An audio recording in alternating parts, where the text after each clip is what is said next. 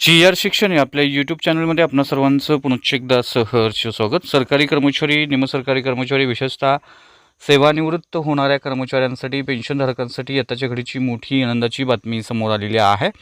एक ऐतिहासिक निर्णय, महत्त्वपूर्ण असा निर्णय उच्च न्यायालयाचा झालेला आहे। काय आहे तो निर्णय आणि या निर्णयाचा फायदा राज्यातील तसेच केंद्रातील सरकारी कर्मचारी, निमसरकारी कर्मचारी, पेन्शनधारकांना कसा होणार आहे, या संदर्भातील सविस्तर माहिती देणारा हा व्हिडिओ पाहण्यापूर्वी नेहमीप्रमाणे आपण सर्वांना एकच विनंती, व्हिडिओ शेवटपर्यंत पाहावा आणि आपण जर आमच्या चॅनलवर नवीन असाल तर चॅनलला जरूर सबस्क्राईब करा, समोरील बेल आयकॉनला सुद्धा क्लिक करा, जेणेकरून महत्त्वपूर्ण शासन निर्णय, कर्मचारी, पेन्शनधारक, कुटुंब निवृत्त वेतनधारकांच्या विषयीच्या महत्त्वपूर्ण अपडेट्स आपल्याला आपल्या यूट्यूब प्लॅटफॉर्मवरती सर्वात अगोदर पाहायला मिळेल। स्क्रीनवर पाहताय 18 मार्च 2026 रोजी प्रसिद्ध झालेलं हे महत्त्वपूर्ण असं एक उच्च न्यायालयाचं जजमेंट आहे। या जजमेंटमध्ये याचिकाकर्ते जे आहेत त्यांना सेवानिवृत्तीच्या वर्षात 6 महिन्यापेक्षा जास्त कालावधीची सेवा झाल्यास एक आगाऊ वेतनवाढ देण्याचे माननीय उच्च न्यायालयाचे निर्देश आहेत। हे निर्देश दिलेले आहेत। समोर हे जजमेंट आपण पाहू शकता। हे समोर जजमेंट जे आहे ते व्हिडिओ पॉज करून वाचू शकताय, सविस्तर याची माहिती घेऊ शकताय। ज्या प्रकरणामध्ये एखाद्या कर्मचाऱ्याने एका वर्षात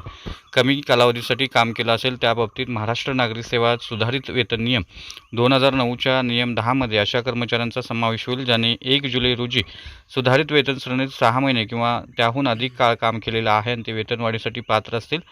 ज्या सर्व याचिकाकर्त्यांनी एका विशिष्ट वर्षात 6 महिने किंवा त्याहून अधिक काळ काम केलेलं आहे ते वार्षिक वेतनवाढीच्या लाभासाठी पात्र असतील आणि त्यांच्या शेवटच्या काढलेल्या वेतनाची गणना करताना अशी वेतनवाढ विचारात घेऊन त्यांच्या सेवानिवृत्तीची देय रक्कम मोजली जाईल।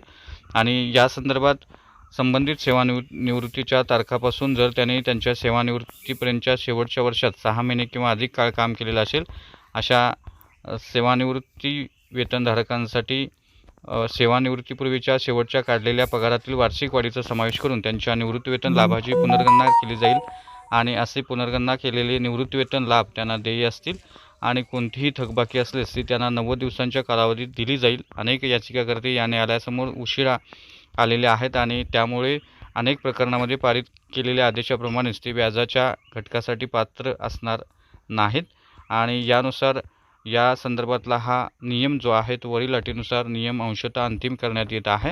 त्यामुळे निश्चितच सेवानिवृत्ती वेतनधारकांसाठी ही मोठी आनंदाची बातमी आहे असं आपल्याला म्हणता येईल।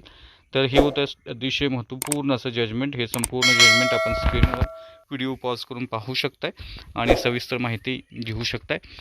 तर ही होती अतिशय महत्त्वपूर्ण बातमी, महत्त्वपूर्ण व्हिडिओ। अशाच महत्त्वपूर्ण बातम्यांसाठी, रोजच्या महत्त्वपूर्ण शासन निर्णयासाठी चॅनलला सबस्क्राईब करा, व्हिडिओला लाईक करा, शेअर करा। धन्यवाद।